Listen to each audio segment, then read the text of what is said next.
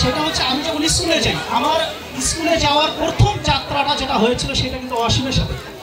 অসীম আমাকে প্রথম দিন স্কুলে নিয়ে গিয়েছিল। মানে আমি যখন স্কুলে প্রথম যেদিন যাবো, একটা জামালপুরহাট একটা প্রি ক্যাডেট একটা স্কুল ছিল, সেই স্কুলে যেদিন প্রথম যাবো আমার আব্বা ওই অসীম সেই স্কুলে পড়াশোনা করে, অসীমকে ডেকে নিয়ে ও সেদিন বৃষ্টির দিন ছিল, ও আমাদের বাসায় গিয়ে আমাকে সাথে করে নিয়ে গেছে। একদিন না বেশ কয়েকদিন, প্রায় বলতে গেলে 1 মাসের মতো অসীম আমাকে নিয়ে গেছে।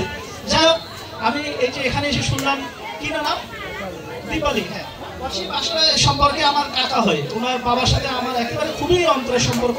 দীপালি তাইলে আমার হচ্ছে ভাতিজা বউ। যাই হোক, তার গান এত ভালো, আমি ওখান থেকে সবাই আমাকে বলেছে অসীমের বউ, খুবই ভালো লাগছে আমার। আমি এই যে দীপালিকে এইটা মিষ্টি খাওয়ার জন্য এটা দিলাম। হ্যাঁ নাও, এটা দীপালিকে আমি দিচ্ছি, এটা দীপালির জন্য।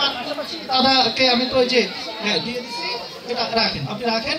আমি বলছি যে যে কোনো সময় আপনারা ডাকবেন, আমি চেষ্টা করবো আপনাদেরকে। ডাকেন না ডাকেন সেইটা বড় কথা না, অন্তত আমাকে জানাইলে আমি আসবো। আল্লাহ হাফেজ।